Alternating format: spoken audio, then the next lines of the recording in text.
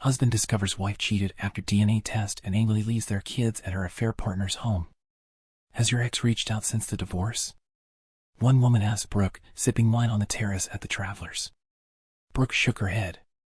Not since I kicked him out and served him divorce papers and a restraining order. He tried to contact the kids, but they ignored him. Ellie, new to the group, asked, "Was it a tough split?" "It sounds painful. It happened a year ago." Brooke replied, bitterness seeping through her words. "He fought it for a year until he realized the kids wanted nothing to do with him. Then he gave up, signed the papers, and left. He's been gone for 2 years. Good riddance." "Why did you divorce him?" Ellie asked. "Because he cheated on me with his first love," Brooke answered.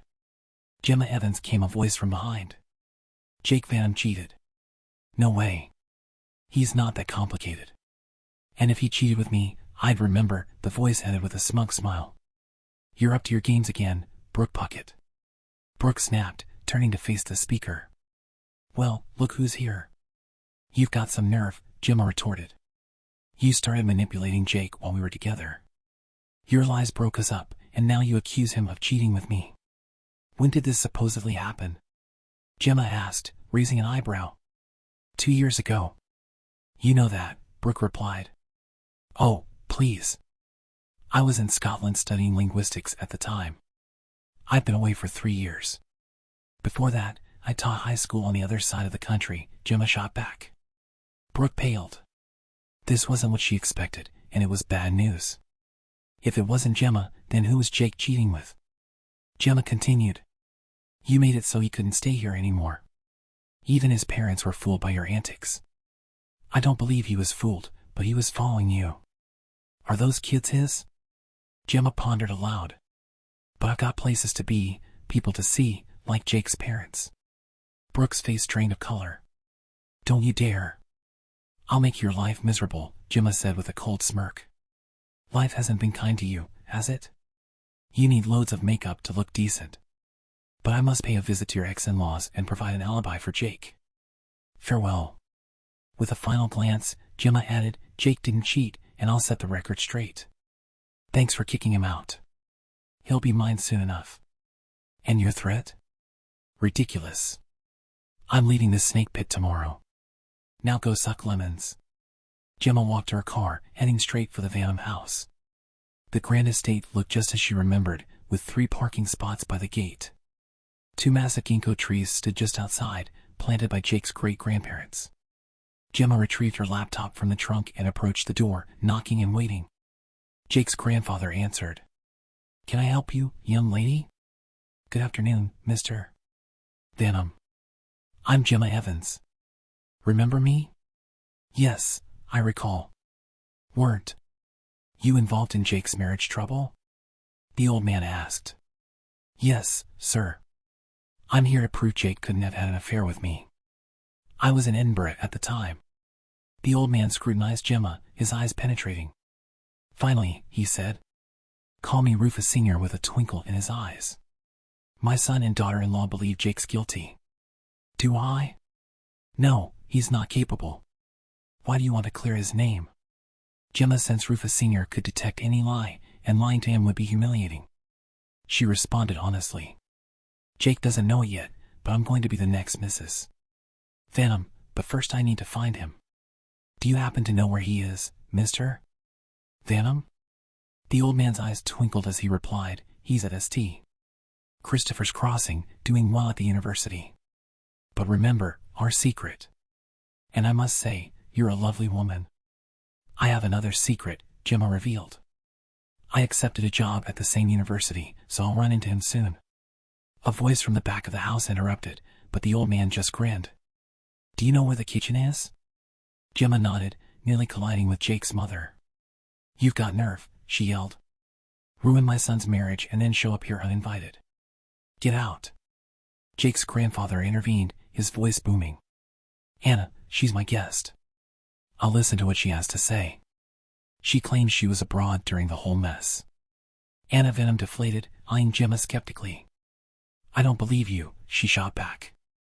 Gemma grabbed her laptop, smiled at the old man, and said, "I'll prove it." An hour later, Gemma faced a furious mother and grandfather. Now what? Anna whispered. Gemma opted for honesty again. I don't know. I'm leaving tomorrow. Jake and I were becoming fast friends until Brooke came along. She recounted losing her friend and soulmate to Brooke, leaving out her suspicions about the pregnancy. That was Jake's story to tell if she could find him. Anna was shocked by the scheming of her grandchildren's mother and decided that her husband, Jake Jr., should meet Gemma too. She asked warmly, "Would you stay for dinner, dear, and please share your story with Randall, my husband?" Gemma politely declined, citing her need to prepare for her new job. She also withheld the location of her new job from Anna.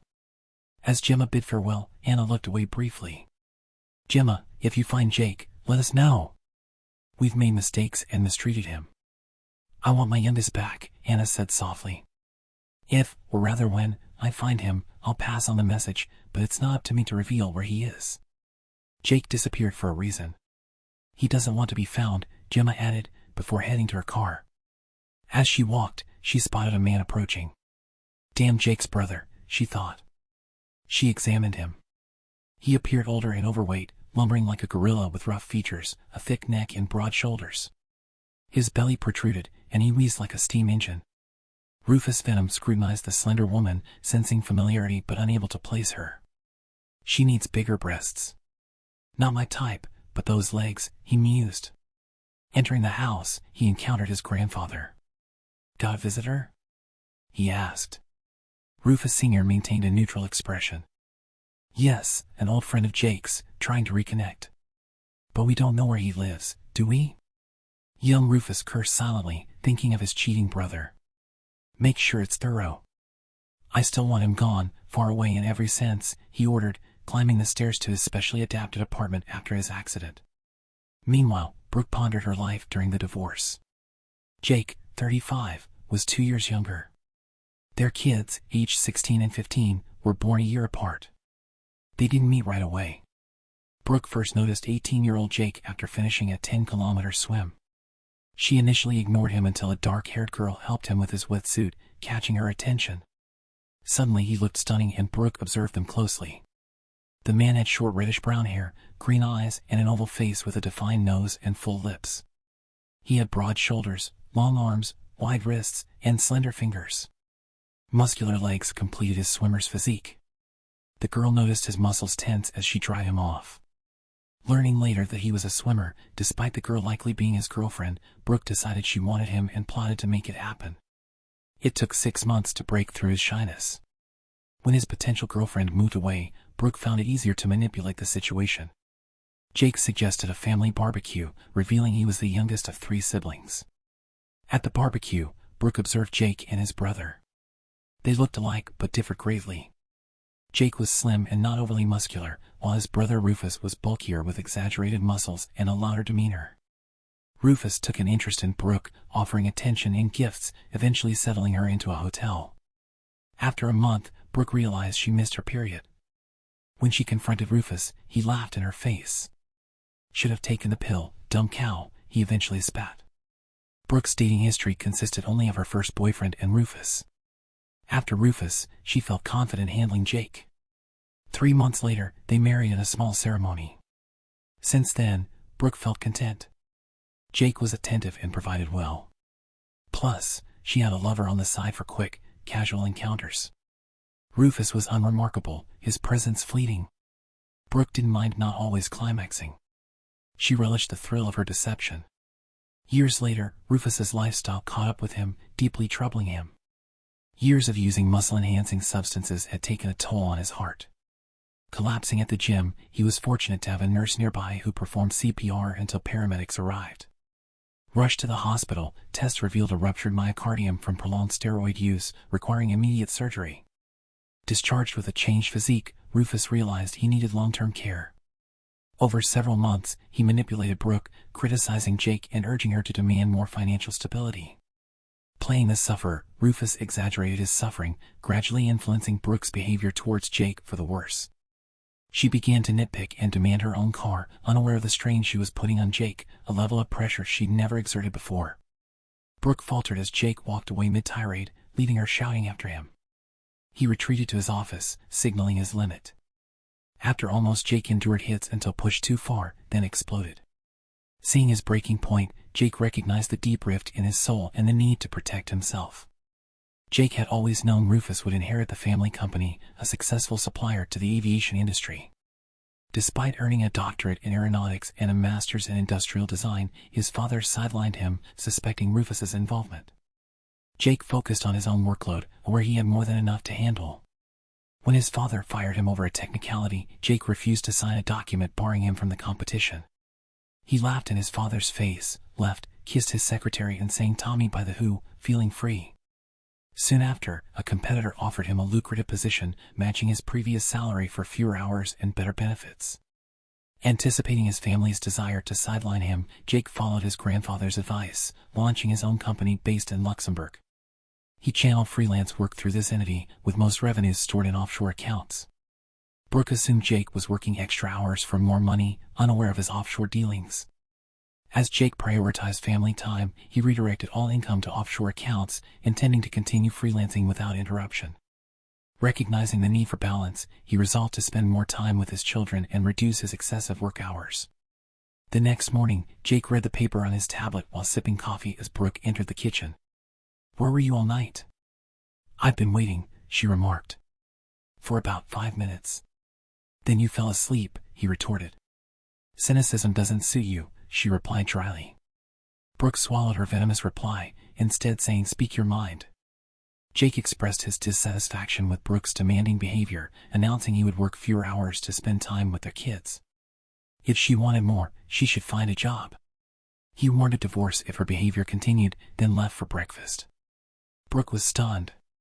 Never having seen Jake like this, she called Rufus for advice, who revealed he had a plan B for dealing with Jake's stubbornness. Jake sat at his desk when his secretary announced an unexpected visitor. Surprised, he inquired if there were any unlisted appointments. "No, sir, but she insists it's urgent," came the response. An elderly woman entered, asking for his identification before handing him 2 sealed envelopes marked "You have been served." She left, expressing concern to the clerk. Jake felt a strange relief, though he knew it was bad news. Expecting it, he was still hurt, especially by the restraining order preventing contact with his family and the affidavit claiming a relationship with Gemma Evans. He began the necessary procedures, seeking legal assistance through a client's referral and securing a small apartment for the immediate future. Back to the present, Brooke noticed Olivia and Brian discussing something. Their voices were quiet, but not so quiet that Brooke could hear what they were talking about. It sounded like her son had a problem and wanted to talk to his father about it. Brooke interjected. "Why, if you have a problem, don't you talk to your Uncle Rufus about it?" Olivia mockingly replied. What could that sweaty fat pervert have to say that even remotely resembles a reasonable person? Brooke was stunned and insulted by proxy. She bit her tongue to keep from telling them who the real father was. "What? He's your uncle, mind you." "Yeah, not a bad uncle," Olivia offered sarcastically. "Offered me money for showing my bosom and said he'd reward me generously if I helped him ease his urges." "And that's not what he asked for," her daughter replied with disgust. Brooke thought. That's his own daughter, for crying out loud, and he knows it. If it's true what she's telling me, God help me. Many bodies were pulled out of the closet that night. Brooke had no choice but to conclude that Rufus was a pervert and a danger to her and her own children. The fact that nothing had happened was due to Jake instilling self-esteem in the children. Now the serious problem was the fact that she would soon be dependent on Rufus for income and lifestyle. Jake's substantial child support payments initially provided stability, but Brooke soon faced financial strain and regretted past choices. In a pleasant exchange, Gemma met Professor Leonard Daltrey, who shared insights about the university and his life. He mentioned temporary housing options and suggested exploring properties in St. Christopher's Woods. Gemma, after acclimating to the area, began her search for a permanent home. Joined by Nadia Thompson, they stumbled upon a sign advertising land for sale. Below, in smaller font, it noted that the land had already secured a building permit. "What a stunning location," exclaimed Gemma. "I could definitely see myself living here, but who would design a house to blend in with this environment, let alone construct it?" Nadia grinned. "I know just the person. He's an aeronautical engineer and designer, starting to become a close friend of ours. He's a bit of a recluse, but when he opens up, he's great company. I'm hosting him for dinner on Friday. You're welcome to meet him if you'd like. I'd love to, replied Gemma cheerfully. Meanwhile, at the Vandam residence, Brooks's thin voice called out to her grandfather. Rufus Vandam Sr. studied the face of the woman, the mother of his great-grandchildren, seated at his desk. Born to the wrong man, he remarked. A perceptive observer of emotions, he noted her distress. What's troubling you, dear? He inquired. Do you know where Jake is? Brooke asked uncertainly. I won't confirm or deny that, Rufus replied. Why do you ask? Problems in paradise? Brooke was caught off guard and nearly admitted yes, but restrained herself in time. The old man noticed her reaction. It was time to address the issue head-on. In a stern tone, he pressed on. Rufus possesses some rather unsavory traits, wouldn't you agree? Brooke hesitated. His steroid dependence certainly doesn't help. I'm not sure what you're implying, she replied. Rufus Sr. smirked. Don't try to deceive me, young lady. Despite my age, I'm far from senile. I know your children don't inherit Jake's traits. What? How dare you? Brooke exclaimed. Don't underestimate me. I'm ready to stake my entire fortune. What color are your eyes? Blue. And Jake's? Green. And your children's? Brown. There you have it. It's highly improbable they resemble Jake, given that Rufus and Jake once resembled each other. But Rufus has brown eyes, and you spend considerable time in his company. Brooke felt her world shatter, clutching the chair backs until her knuckles whitened. She struggled to speak, but words failed her. Grandpa's words were unyielding. You're alone in this. You fell under the sway of the wrong man, letting him manipulate you and your children. Now, facing unexpected consequences, you seek Jake's return. Whether or not I know where he is, I won't aid you. As Brooke departed, Rufus Sr. lingered by the window, contemplating the need to compose a lengthy letter. Gemma and the Thompson couple had developed a friendship during her stay, yet she had never been invited into their home until now. Waiting for the door to open, she scanned her surroundings nervously. When Nathan greeted her, she was taken aback. Oh, hello. You must be Gemma. I'm Nathan. Everyone calls me Nathan, except Nadia when she's upset. Then it's Nathaniel. Come on in. Gemma was surprised by the scar across Nathan's handsome face. As he escorted her to the kitchen, she noticed his trim physique, albeit with a slight limp. What had caused his injury? In the kitchen, Gemma received a warm welcome. After introducing herself to Jacob, their son, she turned to Nadia, praising the beauty of the house and its surroundings. Nadia's expression briefly faltered as she considered her response. It's a long and bittersweet tale with a silver lining. I'll share it with you sometime, but it's Nathan's story and I need his permission. Only a select few know about it. For now, I can say Nathan reclaimed it from local oppressors and triumphed. And Jacob isn't mine. He's Nathan's from his first marriage. His first wife passed away.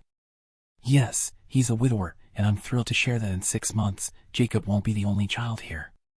Gemma hugged Nadia, expressing her joy. She wanted to inquire about the baby's due date, but Nathan interrupted. Gemma, meet Jake, Gemma exclaimed and impulsively hugged Jake. His reaction was indifferent as he greeted her. Gemma, long time no see. Feeling embarrassed, Gemma released him.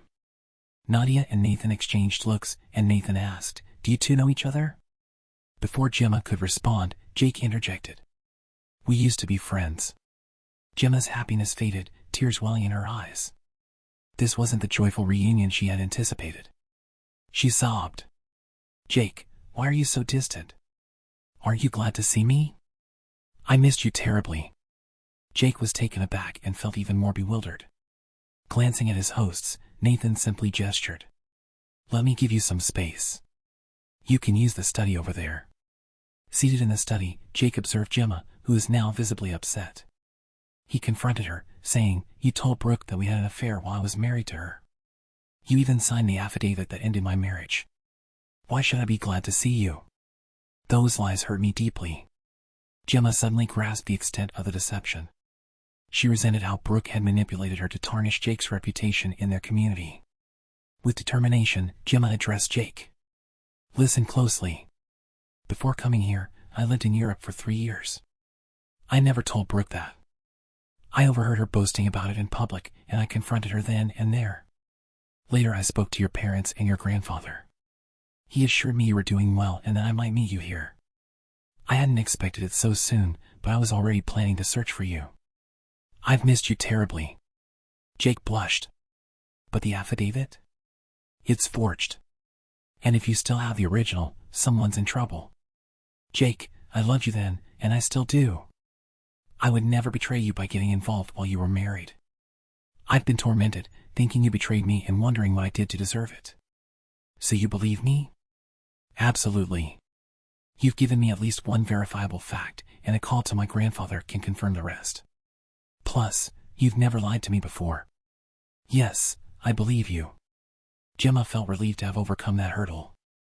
The next challenge was how to express her feelings to Jake and whether he would reciprocate. Summoning all her courage, she asked, "Can we make amends with a kiss?" Pushing back her chair, she approached Jake, who embraced her, asking, "Can you forgive me?" For what? Gemma responded indignantly. You've been manipulated in a horrible way. There's nothing to forgive. As Jake leaned in to kiss Gemma on the cheek, she turned and their lips met. After breaking the kiss, Gemma grinned broadly, leaving Jake stunned. Did you just kiss me? Did that really happen? Jake asked incredulously. Yes, I've wanted to ever since you were no longer married to that woman. I've already claimed you to Brooke. Just let me know when. I'm impatient, but whether it's slow or fast, I'm coming for you. Jake, enjoying the sensation of Gemma's body against his, expressed his hesitations, explaining. You know I'm damaged, right? There's a reason I'm building my home in such a remote place. I need to heal first, and I've avoided facing my demons because it's too painful. Let me in. I'll always be there for you. I know you married her because she was pregnant. Otherwise, you'd be with me. And I've wondered if your son is actually yours. There's something odd about that. Now, let's join our hosts. One last thing. Consider accepting a job offer from Professor Daltrey. It could benefit you, Gemma advised. Upon their return, Gemma announced, problem solved.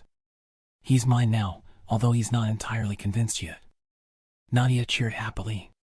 Excellent. That was quick. What's next? Gemma cuddled up to Jake and replied with deep satisfaction. I have plans. One involves justice. Another is about never letting him out of my sight again.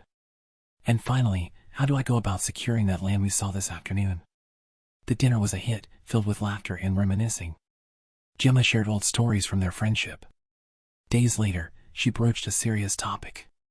Jake, did that woman ever explain how she had a fully developed son after just 6.5 months of pregnancy? No, I was too caught up in the moment to notice. In hindsight, that was foolish of me. But what are you suggesting? Nathan, empathizing with the overwhelming experience of witnessing childbirth, spoke softly. It might not be yours, and you might have been set up. But they resemble me and each other unmistakably, Jake countered. Both Jake and Gemma hesitated, unwilling to voice their suspicions. Suddenly, the two women embraced Jake, offering comforting words. Pulling himself together, Jake asked, What do we do now? I need certainty. Nadia held his hand and suggested, Can you think of anyone who resembles you? Perhaps a cousin? Gemma interjected. Rufus, it could be him. Jake countered. No, they don't get along, Nadia proposed. They might keep it a secret, knowing you wouldn't suspect. The only way to find out is a paternity test. We need a top-notch lawyer for this. Donna Marshall is the best. Nathan, could you reach out to her? Meanwhile, Brooke was still struggling. 2 weeks after Jake's grandfather refused to help her find him, she remained trapped. She dreaded severing ties between Rufus and her children, yet she relied on him for financial support. While preparing dinner as the kids did their schoolwork, a knock interrupted her thoughts. Looking through the small window, she spotted a man and a woman outside. Opening the door, she inquired, Can I assist you? The woman confirmed. Are you Mrs. Puckett? Mrs. Brooke Puckett, ex-wife of Mr. Jacob Randall Van Dam. Yes, what's the matter? The man then revealed. I have a warrant. We need DNA samples from your children. Failure to comply will lead to arrest. What? Who? Why do you need their DNA? For a paternity test, the woman replied, simply leaving Brooke reeling.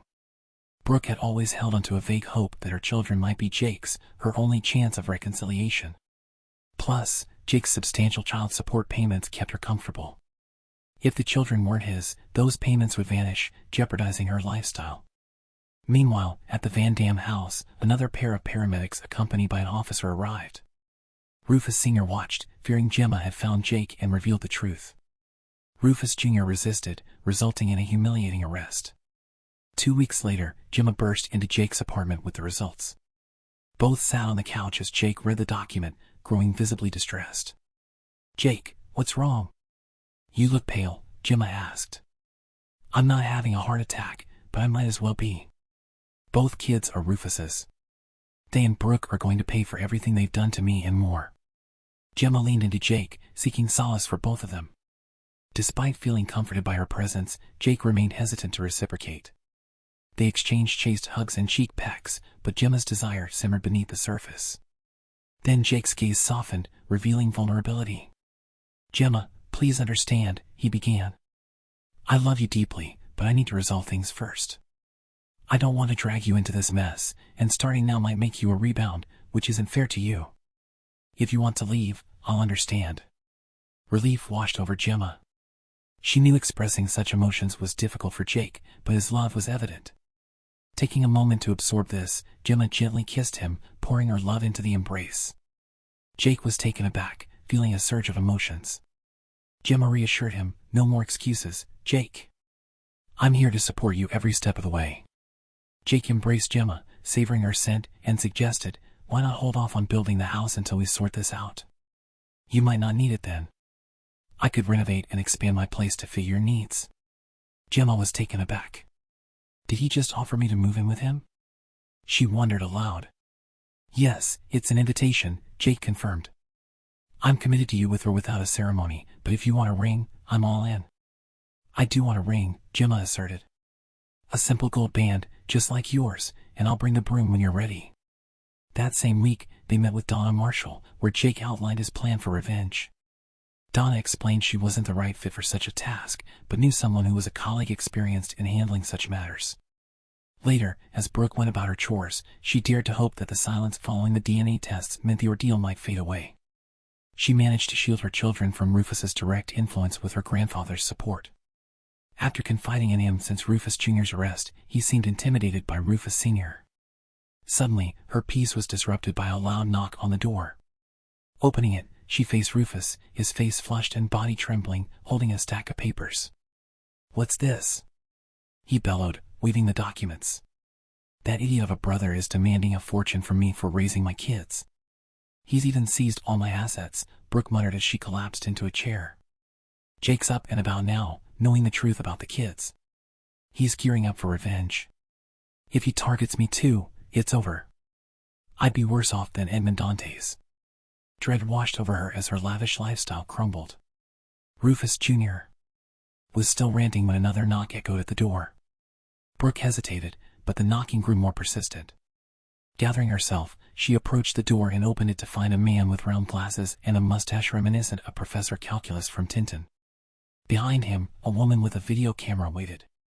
"Are you Mrs. Brooke Puckett?" he inquired, confirming her identity. She received an envelope. "You've been served. Have a good day," he said, before departing. With a sinking heart, Brooke watched them leave before retreating inside, consumed by fear and dread upon examining the contents of the envelope. Brooke was confronted with a series of documents that exacerbated her apprehension. Among them were DNA test results definitively establishing Jake's non-paternity, with his brother identified as the biological father of the children. Subsequent papers outlined a formidable array of claims, including reimbursement of child support payments with accrued interest, as well as allegations of deception and defamation, the latter stemming from Gemma Evans. Relief came in the form of reassurance from Rufus, assuring Brooke that the company would shoulder the ensuing legal expenses given her status as the mother of his children. This gesture, however, did little to assuage the mounting tension, particularly as the evening progressed. At a subsequent family gathering, Rufus Jr. boldly asserted a newfound romantic relation between himself and Brooke, alongside declarations of intent to assume guardianship of the children post-legal proceedings. Grandfather Rufus intervened, advocating for legal counsel for his grandson and refraining from corporate intervention in matters of alleged deception and its consequences, emphasizing the need for individual accountability.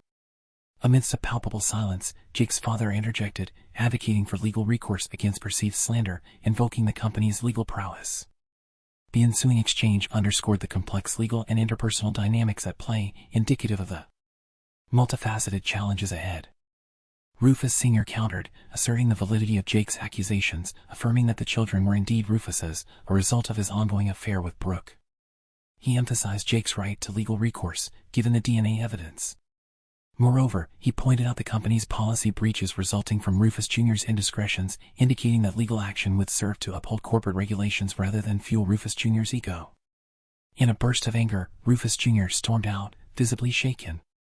Rufus Sr., recognizing the wreckage of his youngest son's demeanor, followed him, offering a warning laden with venomous intent. Despite the confrontation, Rufus Jr. defiantly asserted his own power and alliances, challenging any attempt to thwart him. Returning to his apartment, Rufus Sr. reflected on the situation, then made a decisive move, reaching for his Rolodex to contact the University of St. Christopher's Cross. During breakfast, Rufus Sr. faced pressure from his sons to utilize the company's legal advisors for their battle against Jake. Despite realizing the costly nature of the legal dispute and the strategy to prolong it, Rufus Sr. remained steadfast, warning against any misuse of company resources. Later, Rufus Sr. called Professor Daltrey, seeking a favor involving two individuals. Reflecting on past support, he offered to repay the favor by attempting to recruit two employees, Jake Van Dam and Gemma Evans. "Ah," Leon remarked. "I get your grandson, but Miss Evans, she told me she heard rumors about Jake's marriage and wanted to sort things out. Since he's divorced, it seems they've already connected." "You're not mistaken," Rufus Sr. confirmed. "When can we meet?" Leon asked. "I'll arrange for their availability." "Is it a 2-hour drive?" "I can leave in half an hour." "I'd appreciate your presence." "I'll make it happen." "You seem eager," Rufus Sr. replied. "Yes," Leon said simply. "I'll see you soon." Later that day, Leon was taken aback by Rufus Sr.'s appearance. Though frail, his voice was firm and his eyes still shone before inviting Jake and Gemma into his office. The older man had a tense discussion in Leon's office. Jake, Gemma, Leon, and Rufus Sr. sat down. The reunion between Jake and his grandfather was both regretful for the time lost and joyful for their embrace. Rufus Sr. wasted no time. "Jake, would you consider taking over the company?" A startled Jake inquired. "But Grandpa, why? What about Dad and Rufus?" Rufus offered a sad smile. "I'm unwell and it's progressing. I might not be able to confront this terrible duo currently wreaking havoc in my company. I've witnessed your leadership firsthand." Jake, taken aback, gripped Gemma's hand. "I'm at a loss. Why keep this from me?" "I have my reasons, Jake, but can you answer my question?" "And what about your girlfriend?" "But I'm building a home here."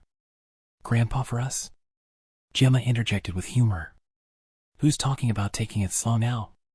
She glanced at Jake, hinting at her agreement. "I want kids soon," Jake affirmed. "I want kids too." Gemma leaped up, kissed Jake passionately, and declared, "I stopped my pills last night." "Is that clear?" Rufus interjected, reminding them they were still at the company. "And Jake, the office isn't far from here." Jake and Gemma exchanged glances, silently agreeing to Rufus's offer. Jake turned to his grandfather. "What about Dad and Rufus?" "Leave that to me. When you're in charge, they won't pose a threat. You're not alone in holding a grudge against them. When should I step in?" "So you're taking the reins, leading the company?" "That brings me joy," Rufus Sr. said. "Yes, Grandpa, I'm on board," Jake replied. "But as my health deteriorates, I'll need end-of-life care." Leon, having witnessed his wife's painful passing, has helped set up a private clinic for this purpose. "I plan to go there in about 10 days. Jake mulled over this silently until Gemma prodded. "What's with all the secrecy?" "I suspect Randall and Rufus will stop at nothing to maintain their lifestyle. Jake's already a thorn in Rufus's side, and I had to warn him against using the company legal office for his lawsuits." Leon intervened. We devised a strategy to shield you both from Randall and Rufus. Addressing his old friend, he asked, "Shall I explain, or would you like to?" "You go ahead." "I'm weary," replied Rufus Sr. Leon outlined the plan. After Rufus's passing, trusted managers would be notified to lock down the company using specialized software. Employees would be sent home with full pay for the duration. It's all accounted for. Jake and Gemma were taken aback by the magnitude of the situation. Jake inquired about their role. His grandfather assured they'd be informed when the will was revealed, signaling their takeover of the company. Rufus Sr. assured Jake that Randall and Rufus were already handled, promising to explain in a letter. He advised Jake to remain unaware for now. "Can I visit you at the clinic, Grandpa?" asked Jake emotionally. "No, son. I prefer solitude for what's to come. Promise to care for your mother," Rufus Sr. replied. With tearful farewells, Jake and Gemma left. Back at Jake's apartment, they grappled with the news. Jake sighed. "I'll miss him more than my own father." Gemma could only offer comfort with a hug and a kiss. 2 weeks later, Jake, eager to finalize his woodland home, concluded discussions with a contractor recommended by Nathan. Opting to stay, he expanded the house into a 5-bedroom abode with modern amenities, including a geothermal heating system and renewable energy sources. Seated outside his house with unsettling news, Jake found partial comfort in Gemma's arrival, but still felt a sense of loss. The next day, accompanied by Gemma, Jake attended the will reading. A black sedan trailed them, prompting Jake to stop at a mall parking lot. Another car approached, and a woman revealed herself as FBI, tasked with ensuring Jake's safety until the matter was resolved as per Rufus Sr.'s wishes. Jake entered the conference room, leaving Gemma in the waiting area. He saw his father, mother, and Rufus Jr. already seated. Rufus Jr. taunted, wanting to provoke him, but the lawyer swiftly intervened, warning Rufus to behave or face removal. Randall refrained from interfering, recognizing the lawyer's authority. As the formalities commenced, Jake couldn't shake the image of Gandalf from his mind. Then, to his surprise, he was named the sole heir and successor as chairman of Vandam Aeronautical Industries. Bewildered, Jake questioned the sudden turn of events.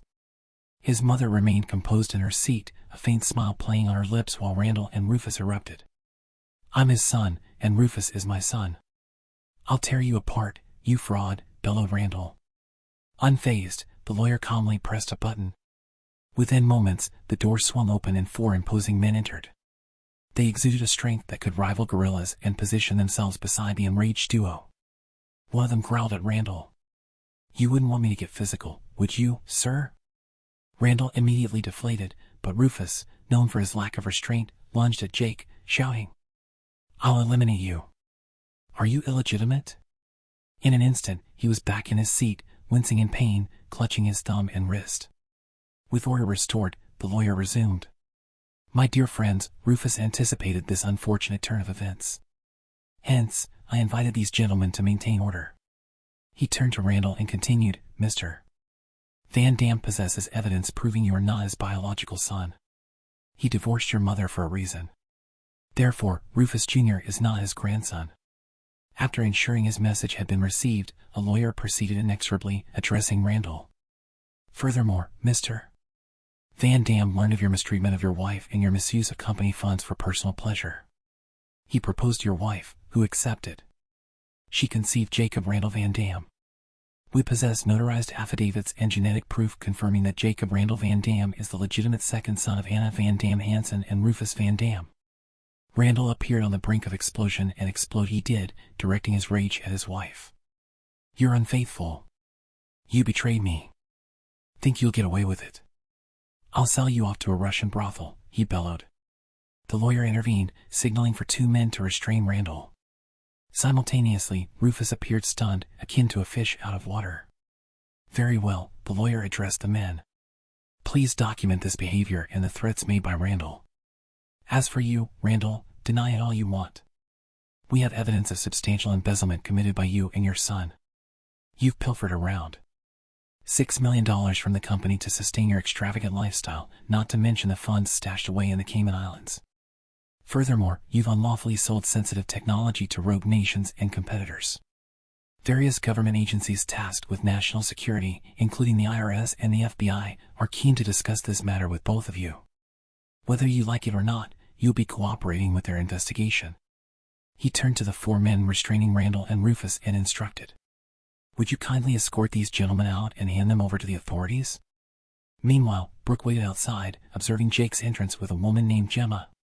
Witnessing Gemma fulfill her promise and Jake's grateful embrace, Brooke felt a surge of relief. However, her relief turned to dismay half an hour later when she witnessed Rufus and his father being escorted out, their identities verified and then driven away separately. What's happening? Brooke wondered, her mind racing with panic. Moments later, she approached one of the men accompanying the father and son as they were handed over to the police.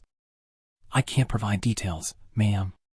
All I can say is they'll be assisting the authorities with their investigation, and it'll be quite a while," the man explained. Another added, "Seems they're wanted for fraud, embezzlement, industrial espionage, and transferring classified technology to sanctioned countries. I doubt we'll see them for the next 20 years. Who's going to take over Van Dam's businesses once they're gone?" Brooke inquired, feeling the pit in her stomach deepen.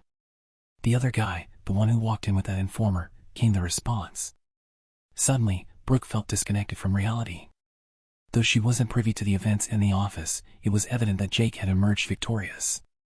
The promises of a lavish lifestyle and protection from Jake's lawsuit, which Rufus had assured her of, had now vanished. Dejected, she made her way to Rufus's unlocked car. Finding the key fob on the center console, overwhelmed with despair, she drove home. A month later, Brooke was in a state of turmoil. Her modest income couldn't sustain the lifestyle she had grown accustomed to in what she now termed her past life. Now she needed to devise a plan to either boost her earnings or cut down on expenses. The pressing concern was the children's school fees. She believed the only solution was to persuade Jake to take responsibility for the children, meaning she'd have to pry him away from that woman's embrace once more. During her time with Rufus, she had indulged in partying and excessive drinking. At Rufus' urging, she underwent extensive plastic surgery, including a tummy tuck to address post-childbirth flab, bosom augmentation and lift, a facelift and lip enhancement. Consequently, she lost her natural appearance, the very thing that had attracted Jake. Now she resembled a less vibrant version of singer Cher with artificial-looking skin. Unconcerned with her altered appearance, Brooke was confident she could replace that woman, Gemma, without difficulty. Early one morning, Brooke sat in her car, positioned to observe whoever emerged from the house. If it was Jake, she planned to leave and return later. If it was Gemma, she would wait a few minutes to ensure minimal chance of her return, then proceed to the door to reclaim her husband. Suddenly, a blue Nissan Rogue appeared and disappeared around the corner. Quickly checking her makeup, Brooke waited 5 minutes before exiting the car and approaching the front door. She had heard that Jake had designed and partially constructed the house himself. So she forced herself to inspect it closely, knowing what to commend. She could always suggest remodeling to suit his preferences. The house seemed to blend into the hill perched atop, with its north-facing facade, 2 large windows flanking the door adorned with shutters. Taking a deep breath, Brooke adjusted her shirt to accentuate her cleavage, grasped the door knocker, and let it fall. The sound reverberated through the house as Brooke waited patiently. Just as she was about to leave, the door opened noiselessly, and Jake emerged. He scanned her without expression, offering no invitation inside. Eventually, she spoke in a sultry tone. "Hi, Jake. You're looking good. Life treating you well, I see." "Brooke, I've been expecting your call for some reason." "What do you want?" "I want us to talk." "Are you going to invite me in?" Jake sighed. "Let's just get this over with," he thought. "Then come in," he replied wearily, leading her into his office, closest to the door to prevent her from surveying the rest of the house. Jake had an inkling of her purpose. Gesturing for her to sit, he took the chair opposite and asked, "All right, Brooke, speak. What do you need from me?